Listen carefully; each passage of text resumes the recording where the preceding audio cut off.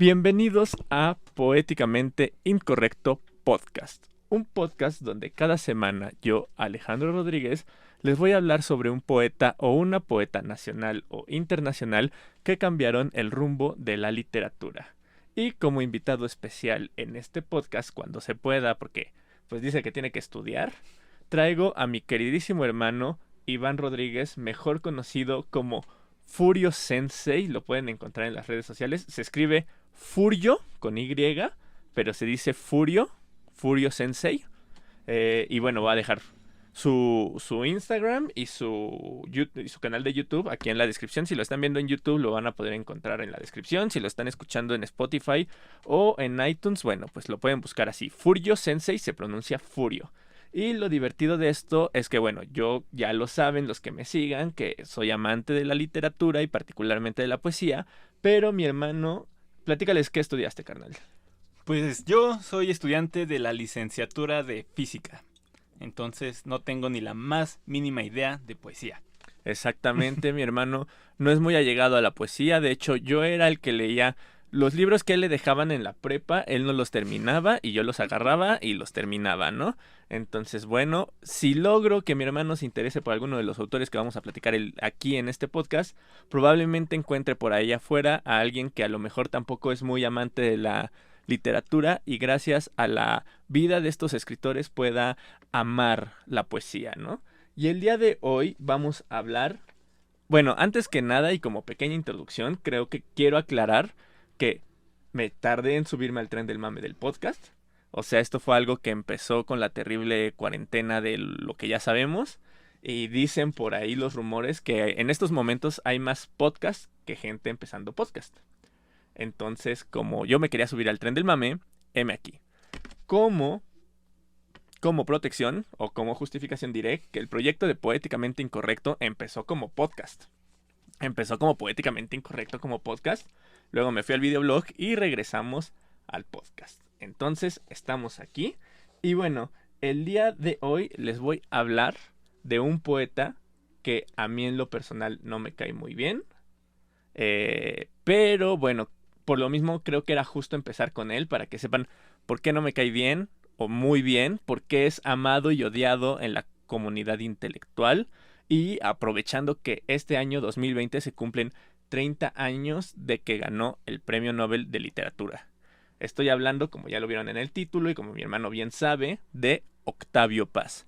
Hermano, antes de empezar, ¿sabes algo de Octavio Paz?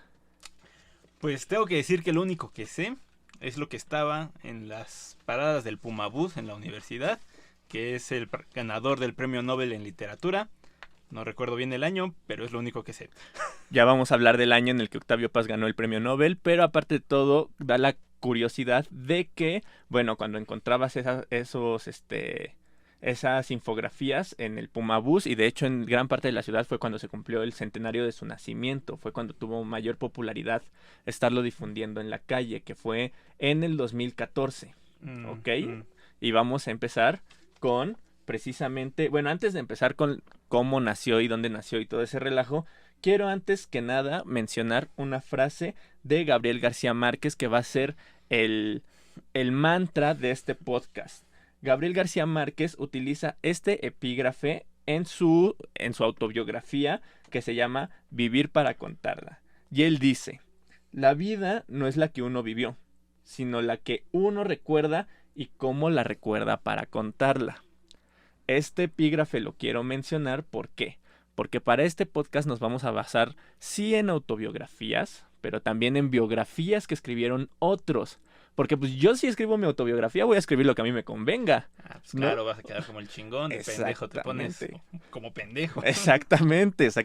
Y Octavio Paz sí se escribió su autobiografía y de hecho muchos de sus biógrafos pues le echan flores, pero pues aquí vamos a hablar de muchos chismes curiosos de todos los escritores, ¿eh? No solo de Octavio Paz, vamos a hablar de muchos chismes truculentos, entonces por eso no me quiero basar solo en las autobiografías, porque pues vamos a poner lo que nos convenga, ¿no? Sino que voy a agarrar también a biógrafos ajenos a los mismos autores, ¿vale? Entonces, ahora sí, voy a empezar. Octavio Paz nace el 31 de marzo de 1914, en el barrio de Mixcoac, cerquita de donde estamos grabando esto. y es heredero de un importante linaje conservador. Su abuelo, Ireneo Paz, fue un abogado, novelista histórico y poeta satírico. Pero, aparte de todo, tuvo una relación de amor y odio con don Porfirio Díaz. No, pues nada más empezamos y ya me cayó mal, güey. Todavía ni nace y ya me cayó mal. Uy, no, y se va a poner mejor esto, ¿eh? No, te vas a encontrar unas cosas. Digo, es que aparte invité a mi hermano porque él tiene una conciencia social histórica muy inclinada a la izquierda. Es curioso porque él me cuenta que muchas veces en la Facultad de Ciencias les inculcan mucho esta inclinación hacia la izquierda. A ver, para los que no sepan, porque mucha gente también está muy allegada a ciencias, creo que no hay facultad más chaira. Bueno, solo tal vez una facultad más chaira que la Facultad de Ciencias. Es como la Santa Trinidad en las facultades chairas: ciencias, filosofía y letras y polacas. No se habla tanto de ciencias porque somos una facultad relativamente pequeña y pues como que no está bien visto que la ciencia y el chairismo estén relacionados, pero el chairismo es natural de ciencias, está en nuestra sangre el chairismo en ciencias. Y aparte de todo, con los poetas con los que vamos a empezar, son de mediados del siglo pasado, de cuando estaba el auge todo este pensamiento socialista, la Primera y Segunda Guerra Mundial. Decidí empezar con estos también para tanto atraer a mi hermano como para atraer a las audiencias, ¿no? Entonces, bueno, tanto fue la cercanía del abuelo de Octavio Paz con don Porfirio Díaz, que fue senador durante su mandato, el abuelo de Octavio Paz. Aunque también tuvo sus discrepancias. Por ejemplo, no le gustó la decisión de Díaz de elegir a su compadre Manuel González como su sucesor presidencial en 1876. Como les decía, tenían una relación de amor-odio. El papá de Octavio Paz también se llamaba Octavio Paz. Él es mejor conocido como Octavio Paz Solórzano, para ser más exactos.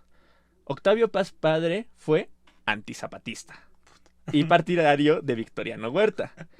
Aunque después, convenientemente, se pasó al zapatismo y lo defendió tanto que tuvo que refugiarse en Estados Unidos durante la Revolución Mexicana. Bueno, pues como casi todos en la Revolución Mexicana, ¿no? Sí, que se iban cambiando de bandos. Digo, paréntesis, lean Pedro Páramo de Juan Rulfo y sabrán más o menos cómo funcionaba esto. Pero bueno, Octavio Paz padre falleció en 1934. La causa de la muerte fue que lo atropelló un tren. Muy de la época, muy de la época. El problema de Octavio Paz padre es que le gustaba la bebida hasta el punto que se volvió alcohólico y pues en una borrachera se encontró con un tren y no lo pudo detener. Entonces, bueno, Octavio Paz escribió un poema con respecto al tema, que le voy a leer un pedacito. Por los durmientes y los rieles de una estación de moscas y de polvo, una tarde juntamos sus pedazos. Sí, es gracioso y triste al mismo tiempo, ¿no lo crees? O sea, como quien dice quedó hecho mierda. Pues sí, quedó como rompecabezas al parecer. No, pues sí. Este poema, bueno, este fragmento que leí es de Pasado en Claro de Octavio Paz. Y a ver, antes de que alguien llegue y me diga, no es cierto, eres un chismoso, ¿de dónde sacas esas cosas? Porque yo sé que así como hay gente que odia a Octavio Paz, hay gente que lo ama y lo va a defender a capa y espada. Tengo allá mi hermano, si me los puedes acercar un poquito. Tengo mis fuentes, que aquí nada más tengo los que tengo en físico, que son un par de libros. Uno fue escrito por Alberto Ruiz Sánchez, que es como el superheredero de Octavio Paz, también es poeta y espero que también hablemos de él. Estoy mostrándolo en cámara y les estoy hablando un poquito de eso. Tengo una biografía que escribió Carlos Monsiváis, que para quien no lo conozca también es uno de los más grandes escritores del siglo pasado y principios de nuestro siglo. Y tengo un bonito diccionario de escritores mexicanos de Christopher Domínguez Michael, que también es como un gran estudioso. Y bueno, aparte de un par de fuentes que consulté online, que les voy a dejar en la descripción del video en YouTube, por si quieren irnos a buscar Poéticamente Incorrecto en YouTube, y ahí van a poder ver la bibliografía completa. Entonces, sí me documenté, y me documenté tanto de allegados de Octavio Paz como de retractores, ¿ok? Entonces, para que no empiecen de, no es cierto, no es cierto. E incluso el mismo Octavio Paz confiesa en algún momento que sus que su padre y su abuelo eran bastante conservadores, que él viene como de esta herencia conservadora. Y también les voy a leer un fragmento de un poema que se llama Canción Mexicana, en donde escribe lo siguiente de su herencia. Mi abuelo, al tomar café, me hablaba de Juárez y de Porfirio, los suavos y los plateados, y el mantel olía a pólvora. Mi padre, al tomar la copa, me hablaba de Zapata y de Villa, Soto y Gama y los Flores Magón, y el mantel olía a pólvora. Yo me quedo callado. ¿De quién podría hablar? Pero eso sí, su mantel huele a pólvora. Su mantel huele a pólvora. Un poco la idea de este poema es que, bueno, su abuelo y su padre son herederos de la revolución y cuando él se desarrolla ya no existen estas revueltas armadas ni estos héroes revolucionarios, sino que ya es otra realidad de la cual ya hablaremos porque ya vi tu sonrisa, ya sabemos de qué estamos hablando, pero bueno, ahorita vamos con ese tema. A Paz lo inspiran escritores como José Juan Tablada, Ramón López Velarde, José Vasconcelos, Alfonso Reyes, Jorge Cuesta, y Carlos Pellicer, de quien fue alumno, y de quienes ya hablaremos en este podcast, porque la mayoría de ellos fueron poetas. Ah, sí, una regla de este podcast es que tienen que ser poetas. Al menos haber escrito un poema, pero tuvieron que haber escrito poesía, ¿ok? Entonces a lo mejor habrá escritores que me gustaría tratar, pero que no vamos a hablar porque no escribieron poesía. Y ya veremos. A pesar de no tener mucha simpatía hacia los contemporáneos, que eran un grupo de escritores que vivieron antes de Octavio Paz, y bueno, eran la generación de grandes poetas durante la juventud de Paz, el Nobel admitía su admiración hacia Villarrutia y Novo. Más que nada, yo creo que el problema de Paz con los contemporáneos fue el cambio generacional. El grupo de los contemporáneos ya tenía consolidado su movimiento e ideas y Paz, al ser joven, exploraba nuevas alternativas que no eran aceptadas por sus antecesores, como el surrealismo. Paz se metió en el surrealismo. Paz alcanza notoriedad gracias a su participación en diferentes revistas literarias como Barandal en 1931 o Taller Poético en 1936, que fue algo que ahorita se heredó mucho en la facultad en todos lados donde estudie literatura y hay gente que quiera ser escritora, van a crear una revista literaria. Porque es un business, porque es lo conveniente de las revistas literarias, no es que solo consigues un lugar donde publicar, digo, espero que por ahí no haya gente que me crucifique, yo mismo he publicado en revistas literarias, pero es que un poco la maña de esto es que no solo consigues un lugar para publicar, sino que te haces cuates de escritores, entonces entre todos se van echando la mano. De hecho, Paz, ya veremos cuál era el truquillo de Paz por aquí. Bueno. Es también durante esta juventud que se casa con la maravillosa escritora, que a mí me gusta mucho, Elena Garro. Ah, sí, Simón, sí. De ella escuché el año pasado, cuando fue su cumpleaños, y era el cumpleaños de la esposa de Octavio Paz, ¿no? Sí, que ese es un problema, que se trate como la esposa de Octavio Paz, porque ella también es una gran escritora. Es un problema y no, ya hablaremos cuando... La próxima semana vamos a hablar de Elena Garro, spoiler alert, y vamos a ver que no le molestaba tanto ese mote de esposa y exesposa, porque se divorciaron, de Octavio Paz. Pero bueno, les dejo aquí un pedacito del chisme del matrimonio Paz-Garro, la parte buena, que es la que hablan los escritores de Paz. ¿Ok? Paz tiene 23 y Elena 21 cuando se casaron. Él estudiaba Derecho en la UNAM y ella Letras Españolas. Y esa relación fue tóxica a más no poder. Pues sí, güey, es de derecho, ¿qué esperabas? Según cuenta Elena, ella iba a hacer un examen de latín cuando Paz la convenció de irse a un juzgado a casarse luego de 2 años de novios. Y prácticamente después amenazó al papá de Garro para que los dejara irse a vivir juntos. O sea... Hola. Sí, Paz fue y le dijo, no, pues es que yo soy hijo de un gran político, porque su papá también se metió mucho a la política antes de que lo arrollara el tren. Y sí le fue a echar el choro de yo conozco gente y si no la deja irse a vivir conmigo, le cae la chida, ¿no? Ya te cargó el tren. Exactamente. Que ya también luego hablaremos qué onda, pero bueno, este es como ese pedacito. Pero a ver, esta es la parte buena. Sí. Va. Bueno, agregué ese pedacito de parte mala, que esto es de los biógrafos de Elena Garro. Pero pues es para que conocieran un poquito el contexto, porque lo que sí sabemos que escriben ambas partes es que sí fue una relación muy tóxica. Eso sí lo sabemos, ambas partes escriben que fue muy tóxica esta relación. Como les decía, como que a ninguno de los dos les agradó la idea de estar casados. ¿Y a quién sí?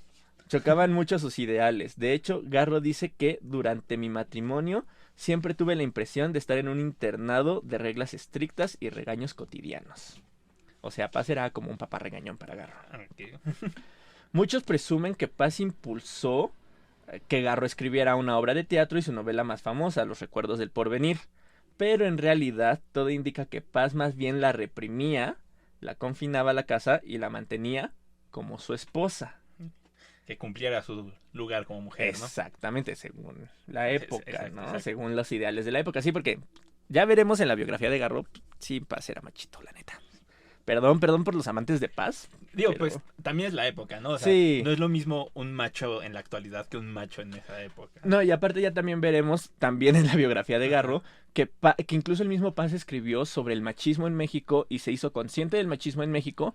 Quién sabe si se hizo consciente de su propio machismo, pero sí vamos a ver que hay un contraste muy curioso entre que Paz reacciona ante el machismo, pero también Paz era machista, ¿no? Y sí, también tiene mucho que ver con la época, ¿no? Digo, al final de cuentas, pues no es la misma conciencia entonces, y de hecho el machismo sigue existiendo ahorita, a pesar de que ya tenemos un poquito más de conciencia, ¿no? O sea, básicamente pasa un aliade, ¿no? Esos Pero ya está muchísimo después y no tanto, ¿eh?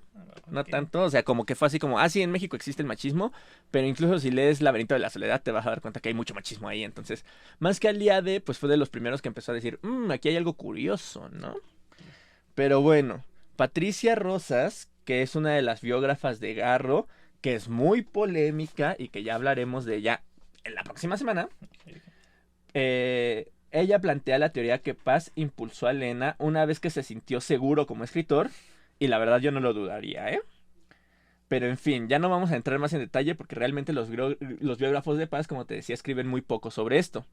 Digo, es un poco obvio el por qué lo hacen, pero incluso el mismo Paz hablaba muy poco de esta relación, a diferencia de su segunda esposa que ya mencionaremos más adelante. Por el contrario, Garro sí sacó todos los trapitos al sol y por eso guardaremos esta información para la próxima semana. Solo diré que Octavio y Elena estuvieron casados casi 2 décadas. Se casan en 1938, en 1939 tuvieron a su hija llamada Elena Paz Garro y se divorcian en 1959 tras un intento de reconciliación en un viaje a París. Nomás. Esos viajes de reconciliación, sí. Sí, Aunque pero no funcionan, pues están chidos. sí, pues estaban en París. Y de hecho, bueno, viajando un poquito a otro tema, pero todavía seguían casados Paz y Garro, vamos a la vida política de Paz, que ya sé que a mucha gente no le gusta mezclar arte y política, pero les tengo malas noticias, gente, atrás del micrófono y de la pantalla. El arte y la política van a estar siempre, siempre relacionados. Algunas veces en mayor medida que en otras, pero siempre van a estar relacionados. Y Paz se metió mucho a política. Es parte de la carnita de este escritor y es parte del por qué quería hablar de él. ¿Ok? Entonces, bueno. Pues, sí, y aparte Paz estudió Derecho, entonces prácticamente trabajó de la política, ¿no? Sí, o sea, se formó para eso, realmente. Exactamente, No se formó para escritor. Y bueno, ya vimos que su herencia, su papá y su abuelo estaban en la política. Durante su juventud, su poesía fue muy marcada por la conciencia social. Escribía textos a favor de la República Española y de los campesinos mexicanos. Y claro que esto define la juventud de Paz. A sus apenas 23 años viaja con Elena Garro a España y se une a la Liga de Escritores y Artistas Revolucionarios, mejor conocido como LEAR. O sea, viajó en la época franquista. Sí. Okay. Sí, de hecho está muy relacionado esto del franquismo con todo el principio literario de Octavio Paz, todo lo que pasó con la Guerra Civil Española y la República, con la vida literaria de Octavio Paz y también de Elena Garro. Ahí conoce a figuras de la talla de Silvestre Revueltas, David Alfaro Siqueiros, Pablo Neruda, Luis Cernuda, por mencionar algunos. O sea, imagínense Paz a sus 23 años echando la plática con estos personajes. Digo, yo a los 23 me echaba mi caguamita banquetera con mi amigo el Tunas y platicábamos de cómo íbamos a pasar nuestros extraordinarios. Exacto. Y es por eso que yo nunca voy a ganar un Nobel y Paz es el premio Nobel, ¿verdad? Bueno, pero pues en la actualidad no tenemos a Neruda, no tenemos a Revuelta. Sí, realmente, pues no sé cómo serían esas convivencias literarias actualmente. Tú no sabes si tu amigo el Tunas, dentro de 10 años, es el siguiente Neruda o el siguiente Revuelta. Pero es que lo que sí es importante mencionar es que tengo entendido, si mi memoria no me falla, Silvestre sí era joven, Silvestre Revueltas, pero David Siqueiros y Neruda, ya eran artistas consolidados. O sea, sí ya se estaba mezclando con la crema innata ese güey. O sea, sí. Pero bueno, para 1939 Paz se empieza a alejar de la izquierda mexicana. O sea, no se mantuvo mucho tiempo junto a ellos. Recordemos que durante este periodo las izquierdas, entre comillas, internacionales apoyaban a gobiernos como el de Hitler y Stalin. Pues sí, eran contextos diferentes, solo eso, no se claven, o sea... Pues sí, porque en la época fue más o menos la época de Lázaro Cárdenas, y en la actualidad podríamos considerar a Lázaro Cárdenas como de izquierda. O sea, creo que no hay presidente más de izquierda que Lázaro Cárdenas. En México. En México. Ajá. Y pues, si en ese entonces Lázaro Cárdenas era derecha, pues te tenías que ir hasta la izquierda, más izquierda, vida y por haber.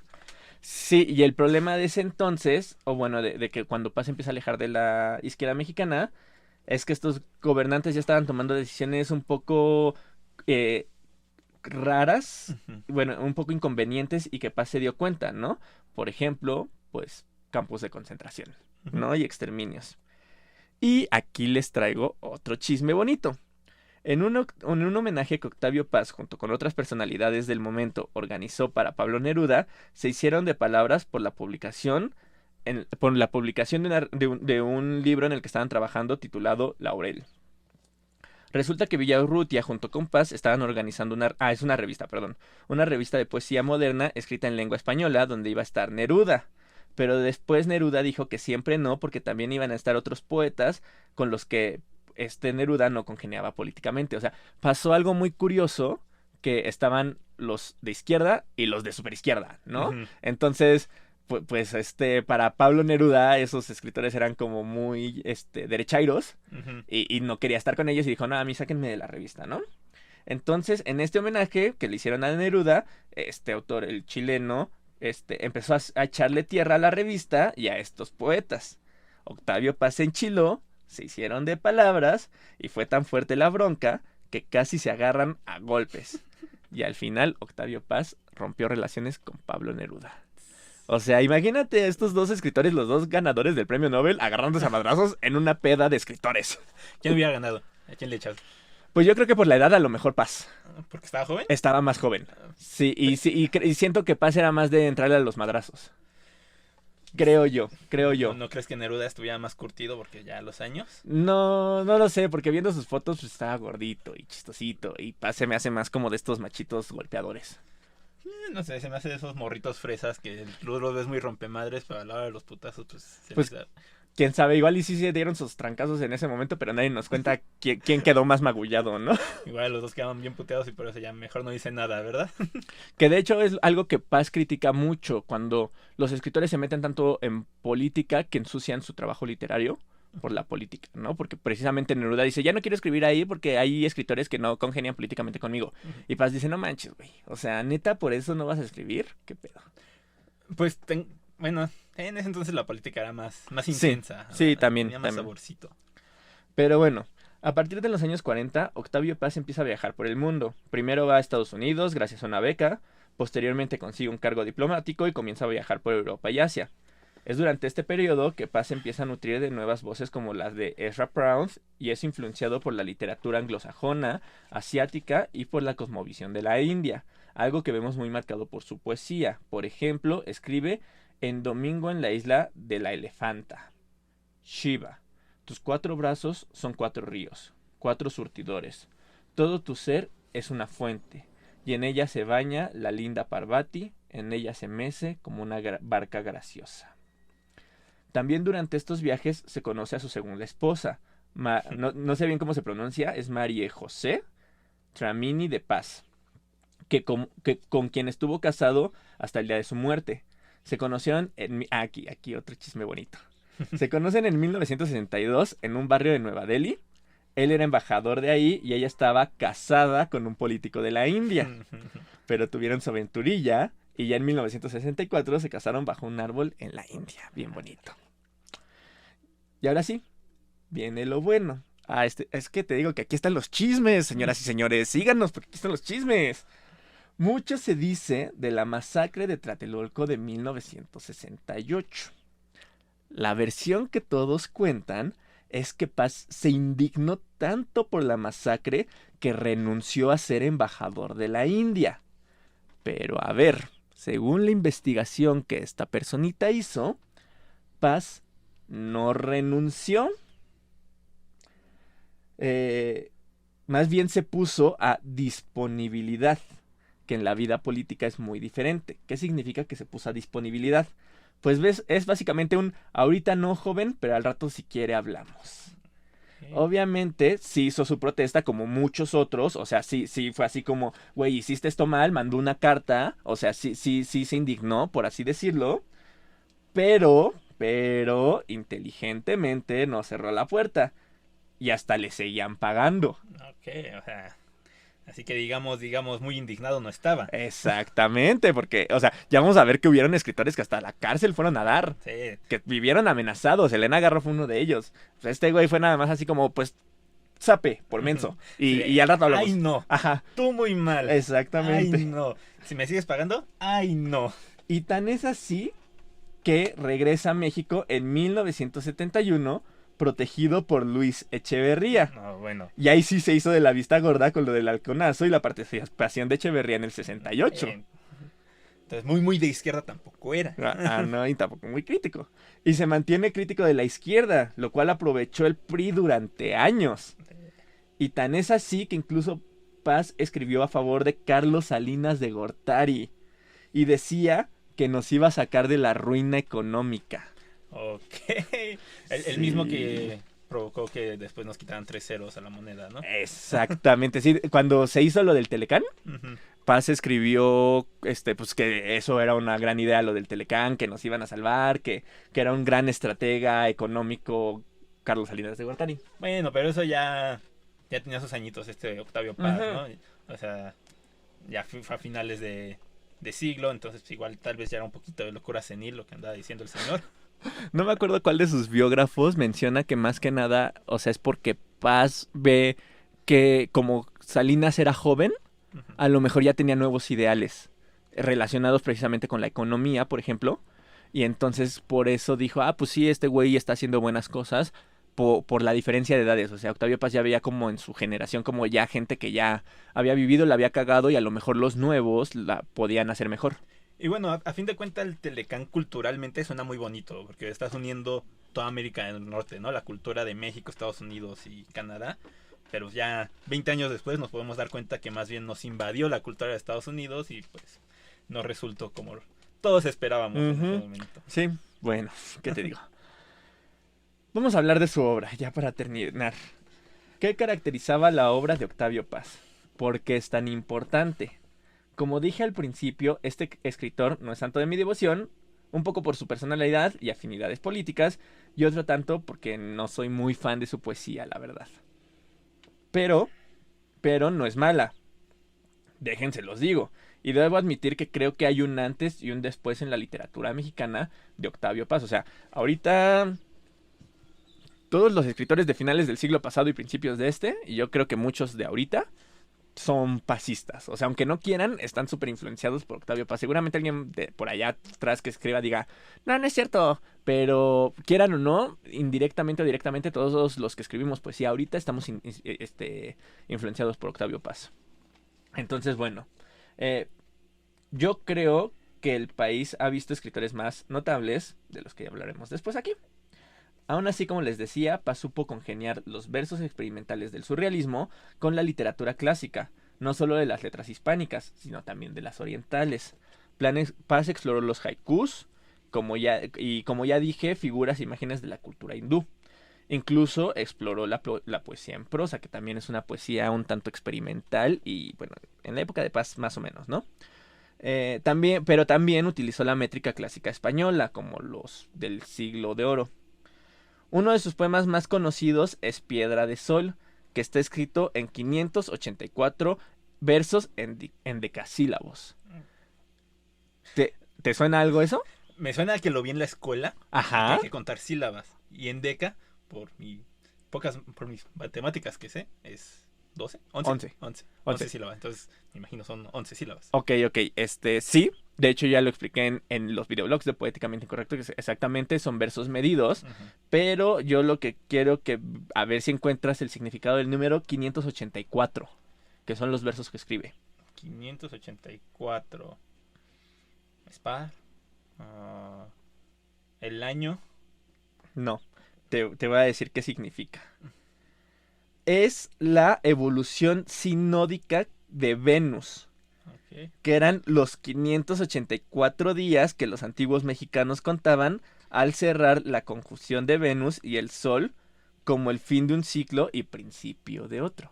Arre. Exactamente, entonces ya vemos que también, o sea, no porque no sea fan de Octavio Paz, quiere decir que el güey pues no sabía lo que estaba haciendo. Sí, se ve que de que sabía. Exactamente.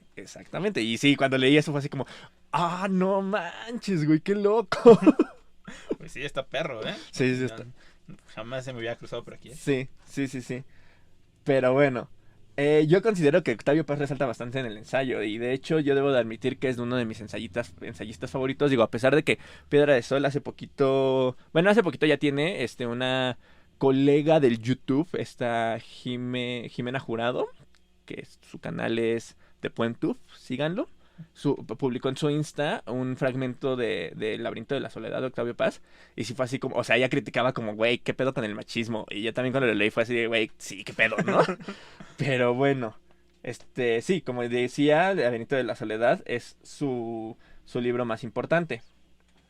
Pero bueno, ¿por qué es tan importante el Laberinto de la Soledad? Este texto estudia los elementos característicos que hacían mexicano lo mexicano.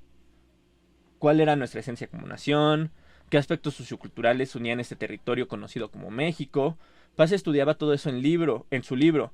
Las tradiciones, el lenguaje, el machismo son algunos de los temas que podemos encontrar en sus ensayos. Laberinto de la Soledad fue fundamental en una época en la que México buscaba la identidad como nación. Se publica en 1950, es decir, a mediados del siglo XX. Estamos hablando de una época post-revolucionaria, pero además ya más o menos consolidada. El PRI estaba en el poder eterno y todos los antecedentes artísticos, como el muralismo y la literatura de post-revolución, buscaban exactamente eso, darle esencia a nuestra nueva nación post-revolucionaria, algo que el manto del PRI aprovechó. Paz nos dio esa gran obra literaria que se requería para describirnos, Laberinto de la Soledad. Algo que hizo el PRI, aunque le duela a todos los intelectuales que vayan a escuchar esto, es que aprovechó el arte, dijo, ¿cuáles son los elementos que le dan la identidad al país?